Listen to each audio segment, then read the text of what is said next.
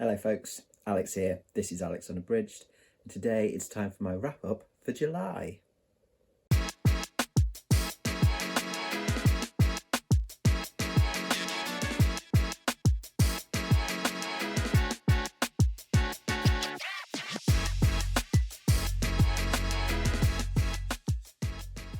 So welcome back to the channel if that is the case. Yes, we're into August, aren't we? So time to do my wrap up for July. I have already got my Adventures in Genre wrap up out, which I will link to in the description if you haven't seen that yet. I won't go through those books again in detail on here, but I will just say that July's Adventures in Genre was for Junior Jeepers Creepers, so some middle grade and YA horror, and I read Frozen Charlotte, The Dark Deep, and The Monsters We Deserve. So yeah, if you want to know what I thought of some horror for younger readers, then do check out that video. As I say, a link in the description. But this video is for all the other stuff that I read. And I managed to get through quite a bit despite having, a quiet month. But there was some good, quick, rip-roaring reads amongst the stuff that I got through. So let's have a little look at what those were. I will start with the stuff that I own or have access to via subscriptions, and then I will come to the library books that I read later on, because I've already filmed that segment separately because I had to take the library books back. So I will stick that on at the end. So let's start off with Jaws, which was an audiobook via Audible Plus catalogue. Yes. I'm finding I'm enjoying some sharky reads recently. There will be another one coming up later. And yeah, that's strange for me because I have quite a significant fear of sharks. But my fear is generally it's about the visuals. And I'm finding that I'm actually really enjoying sharky horror novels. So yes, Jaws. I think everybody knows the story of Jaws by now, don't they? Murderous shark killing people off the coast of a small sort of holiday town.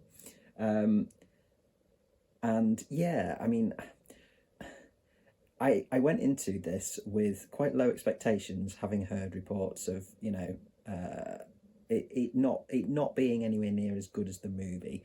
Now, I've not seen the movie in many years because that's what started off this whole fear of sharks. So I don't go near it. But I remember some of the scary bits, but I don't remember a lot of the rest of it. But yeah, I'd heard quite a bit from various folks who've read the book, that there's some not great stuff in it. And they're right. I've given this a 3 out of 5. I think, to be honest, the audiobook version, narrated by Eric Steele, has really really picked it up. Areas where the writing kind of fell off for me, Peter Benchley's kind of tangents, kind of side plots almost, where the shark disappears for quite a long time. I think the narration and the quality of the narration kind of kept me going through this. I think I might have possibly even DNF'd this if I'd have tried to read it as a book. But yeah, I mean, the first third of it, really enjoyed, when the shark attacks start happening and you've got some, kind of sort of quite gory, quite, kind of gross stuff in that, and some suspense, and you've got kind of town intrigue starting to come in. But it's all, it's peppered with the stuff about the shark, which is kind of, what you're reading it for, I think, if you're reading Jaws.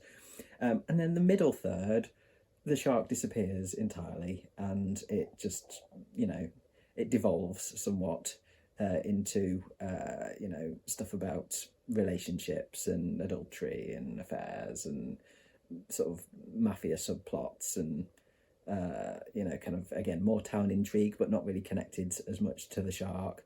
And that bit just, as I say, that got a bit boring. There was a god-awful dinner party scene and some questionable smut kind of talk as well later on.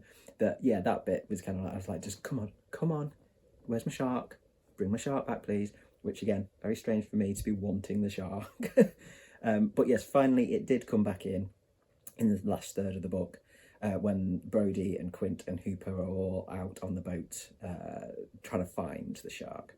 And that bit, again, I think, it wouldn't have been half as funny and half as entertaining if it wasn't for the narration. I think Eric Steele's narration of Quint particularly, he kind of went, reasonably towards the pirate kind of side of things, but that just made it really amusing and made Quint quite an engaging character.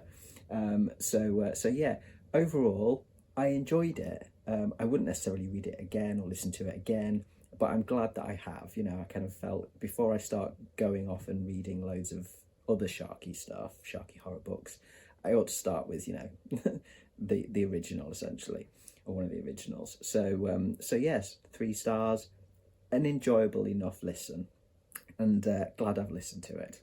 Okay, so next up we will stick with another horror audiobook and another kind of horror classic, and that is Psycho by Robert Bloch. I've only ever seen parts of the film. I don't think I've ever seen the full film all the way through. I might have seen the whole film in separate sections, but I don't remember ever sitting down and watching it all the way through, as in the Hitchcock. And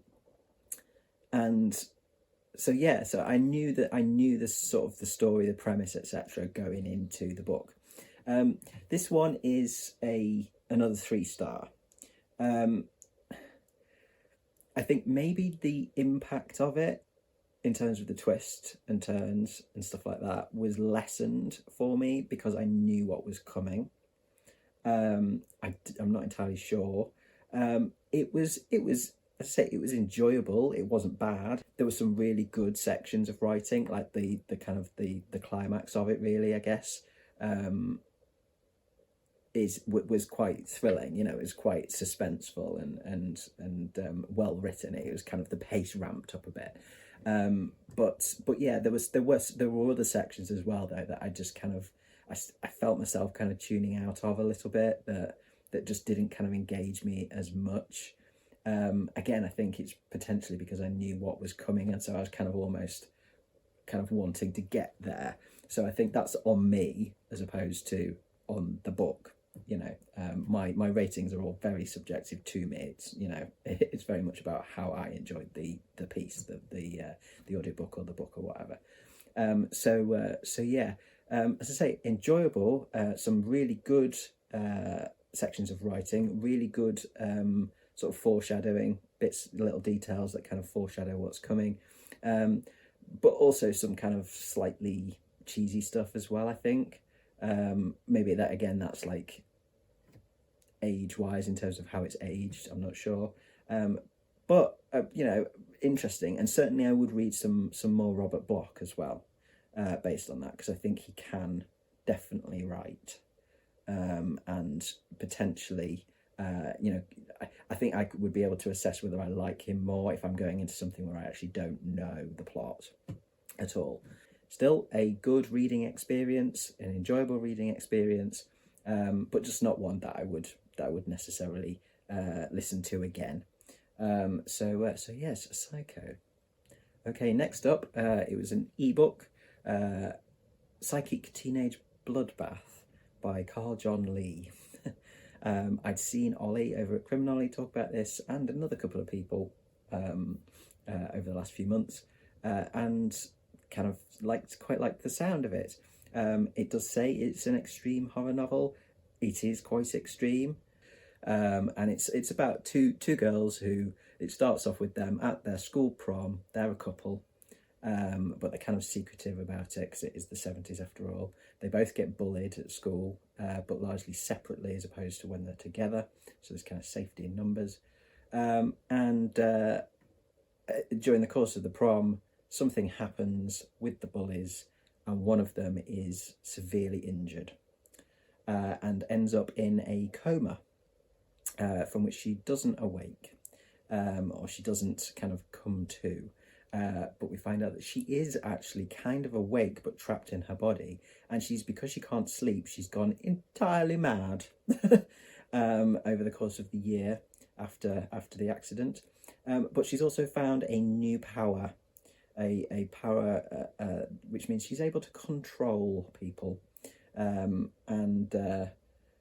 make them do rather horrible things, and make their bodies do rather horrible things. And she uses this power then to, starting to exact revenge on those that put her where she was in the hospital bed. And it kind of escalates. And her girlfriend is kind of obviously left behind, having to deal with all the fallout. And, it's kind of them figuring out, her girlfriend and another friend, figuring out what's going on, all of these horrible deaths start happening, and, how to stop it, basically. But it is horrible deaths. It is horrible, horrible deaths. There were, several moments where it really was I don't get squeamish really at all. And it wasn't too much for me by any means, but it was one of those where I did kind of go, ooh, there was a couple of bits where I was like, oh no, it did wince. It did make me wince in parts.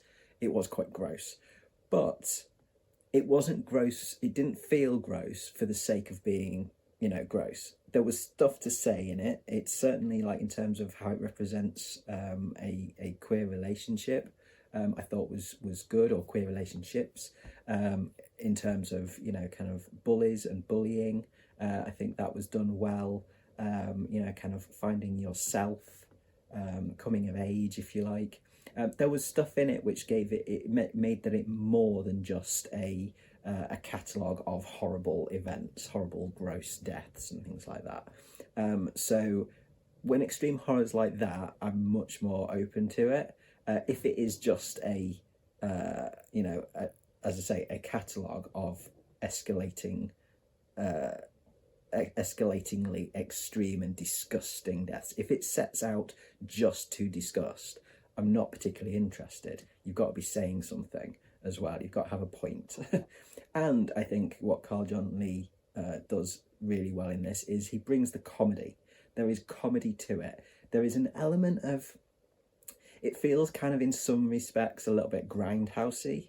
It's like hyper violent and hyper gross in some respects. And I can't really kind of figure out the words to describe it like accurately for me, but it makes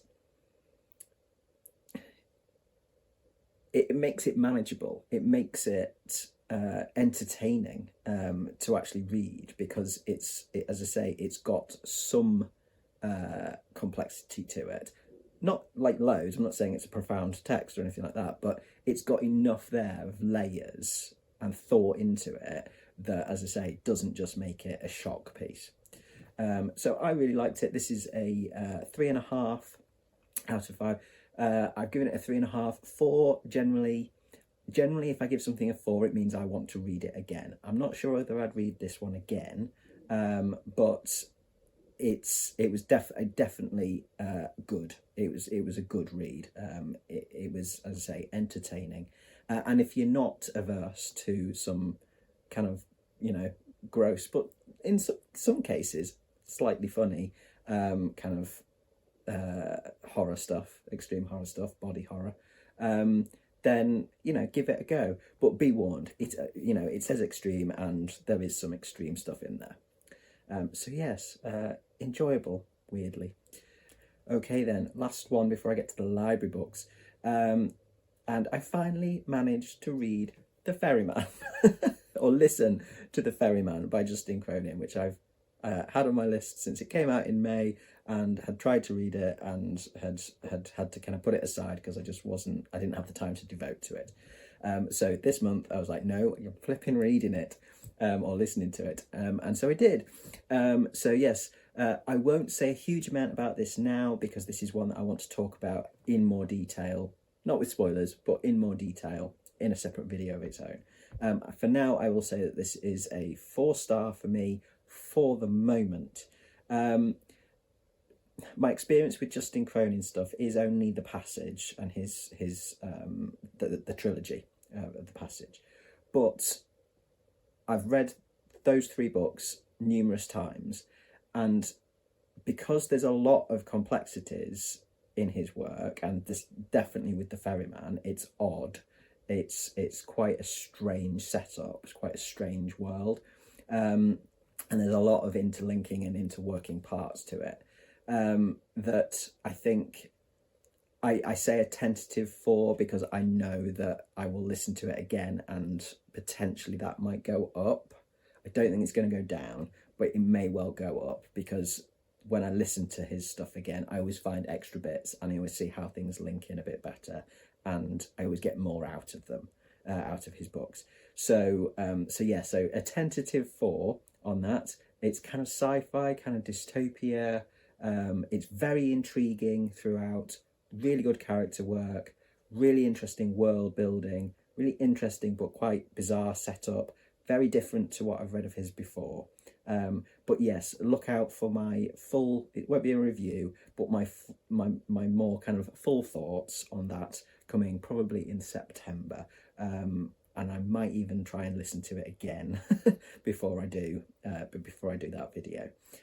So yeah, so the Ferryman, finally got through it and I really enjoyed it. Not as much as the passage, but certainly as much as the other 2 in that trilogy in terms of like the 12 and the City of Mirrors. So I will now pass you over to the me of several days ago to go through the library books that I got through this month, which there were 3 of them. So back to Al from a few days ago. Okay, so library books then. Okay, first up, we've got a graphic novel that I found in the library, and this one was Through the Woods by Emily Carroll. And this is a series of short stories, essentially, short, creepy horror stories told in graphic novel form. And this was fabulous. This has immediately made me want to like go and find all the other stuff that Emily Carroll's done. She's done some web comics, things like that, and she's got a new graphic novel coming out in August, I believe, which has immediately gone on my wish list, and I will get probably soon after it comes out. But yes, this is it's a series of short stories, and it's beautifully illustrated. The colour work in it is fantastic. I love the colour work in it. It's very hand done. It's very kind of charming in its kind of in its style, and it's it's got kind of elements of sort of M.R. James in there. It feels quite M.R. Jamesy. Does that kind of almost sort of turn of the century ghost stories type thing. The sort of language, the way the story's told has got a flavour of that, a real flavour of that. It's all the stories are very slightly different in style. So there we've got like one which is pretty much a lot of it's black and white stuff or monochrome with some splashes of colour, splashes of red, things like that. It's got some really creepy stuff in it, I have to say. It's like it really was, there were elements of it where it really was quite chilling. I was thoroughly impressed with this. It's as I say, it's kind of given me more kind of inspiration of like how to tell short stories. It's given me another graphic novel artist to follow, definitely, and a queer artist as well, a queer writer and artist, which is always nice. And I think Emily Carroll is Canadian, perhaps. Yes, Canadian. Very impressed with this. I'd wanted to read this for a while. I'd seen it in a bookshop and kind of flicked through.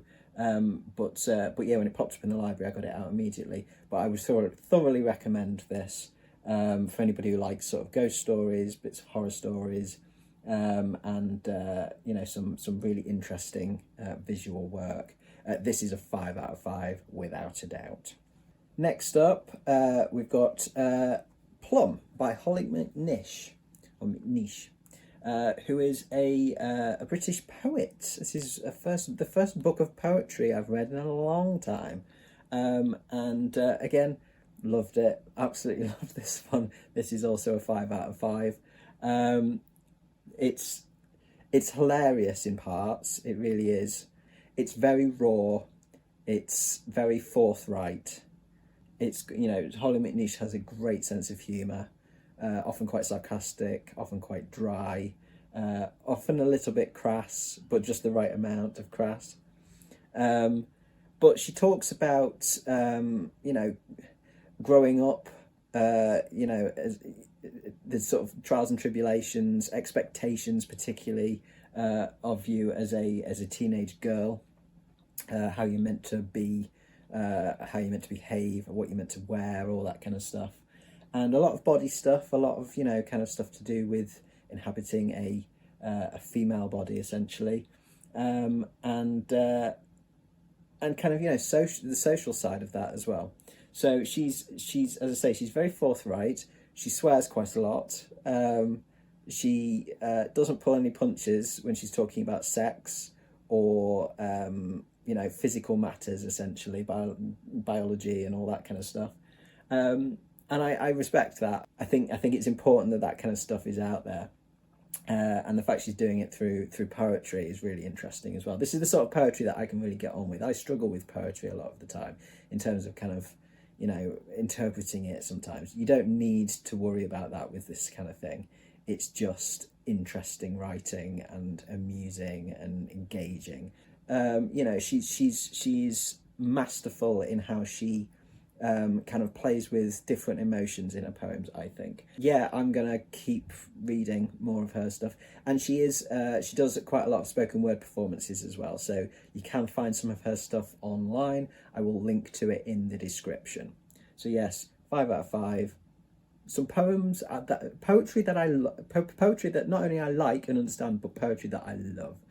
So yes, Hollie McNish going to be a new favourite, I think. And finally, the last book from the library was The Meg. I read Jaws first this month, so that I'd read kind of, you know, the original shark horror, if you like, before turning to this ridiculous thing. I have not seen the movie. Again, you know, I don't want to do moving images of sharky things. That's way too scary for me. I can just about do still images now if I know they're coming.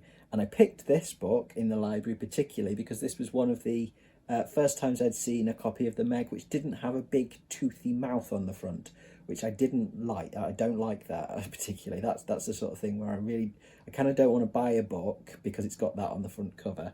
You know, ebooks or otherwise. I'm getting over it. I'm trying to get past it, but this was a particularly, you know, friendly front cover. The back cover does have a couple of like bits on the bottom there. So I was very careful to like put it down with this facing up so that I didn't scare myself. But the content of it didn't scare me. It was fine. I'm finding that I can read about sharky stories, and really enjoy them, which is a definite progress for me. Absolutely definite progress for me with my shark fear. But yes, this is obviously the story of the discovery of the megalodon. That, you know, still alive, didn't die out, and has been existing in the bottom of the Mariana Trench for thousands of years, and due to an incident on a deep sea dive, it surfaces. It makes its way up from the bottom of the Mariana Trench through the cold waters and surfaces, and then goes and causes merry hell, and eats lots of people. And yeah, it's redonkulous, absolutely redonkulous. This is trash. This is primo trash. highly, highly enjoyable trash. I couldn't put it down, mainly because I needed to keep reading to see what next ridiculous thing was going to happen. It wasn't I can't put it down because it's so exciting and so good. No. But I couldn't put it down. I got to the point where I was like, no, I'm going to finish this bad boy tonight, even though it's 2 o'clock in the morning, because I really just need to see how ridiculous this gets by the end. And boy, did it get ridiculous. So, yeah, thoroughly enjoyable, absolute bonkers, batshit ridiculousness. Great summer read, great quick read. This is a 3 out of 5. You know, most of that goes into the fact that it's, you know, most of the score goes to the fact that it's utterly ridiculous and hilarious and highly enjoyable. Not necessarily to the quality of the writing. The writing itself is, you know, he can string a sentence together, can Steve Alten. I'll give him that much. But his treatment of female characters is abysmal. And yeah, the characters are very kind of surface level. You know, there's not a lot there. But then, who cares? It's not about them, is it? It's about the giant shark thing. It's about the giant shark monster. This also had in the end of it, because this is a modern edition of it, which I think has had a little bit of reworking. There is an author's note that says that this isn't the edition essentially that was released in the 90s. That this is kind of new and improved, and it does have another kind of short story in the like a prequel story in the end of it called The Meg Origins, which was quite interesting actually in terms of, like, you know, looking at you know, essentially events that happened prior to the actual events in the Meg. I will be reading more of these. I will be reading some more from the series. I particularly want to read the second one, knowing that the movie's coming out soon, and I won't be watching the movie. But it has inspired me kind of to want to watch the movie, although not really watch it. I have a plan for this. The plan is that my wife's never seen it but wants to, but hasn't watched it because she doesn't want to put it on in the house in case I come into the room and freak out. But my sister's watched it. And so next time we get together, we are going to put it on. I'm going to find a spot in the room where I can't see the television, but I can hear it. And my wife and my sister are going to do a custom audio narration of the events for me. And that is the way that I will experience the film, because I just want to see whether the film is as ridiculous as the book. And see what they've changed in the film and stuff like that. It's like, I don't want to watch it, but I do kind of want to experience it in my own way. So again, more progress. So yes, thoroughly enjoyable, absolute primo trash. 3.5 stars. There we go. So that is everything I consumed for the month of July. In terms of writing and making stuff, not much to report really for this last month. Just kind of ticking along with things as per usual. I have started recording a vlog though for a zine that I'm kind of putting together. I think it'll be a zine of some sort. Basically, I have a very short story that I want to kind of put together in a bit of a zine form, hopefully with some visuals if I can make them work. I'm struggling with that at the moment. But yes, I've started recording a vlog for that, which will hopefully give you an insight into the process of writing it and then making it and turning it into, you know, something physical that will then be available for your consumption. So yes.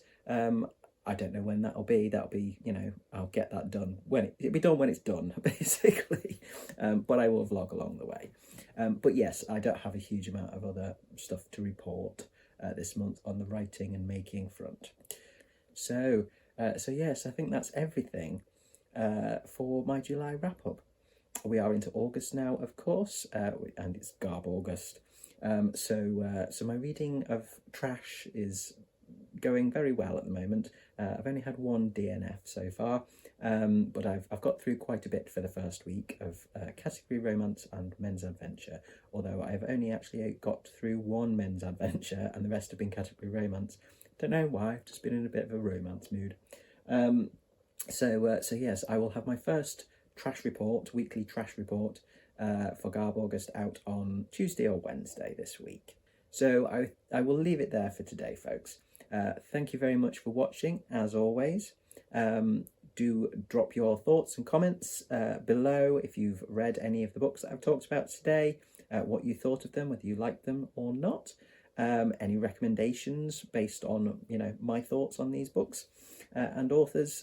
Yeah, do let me know in the comments, as always.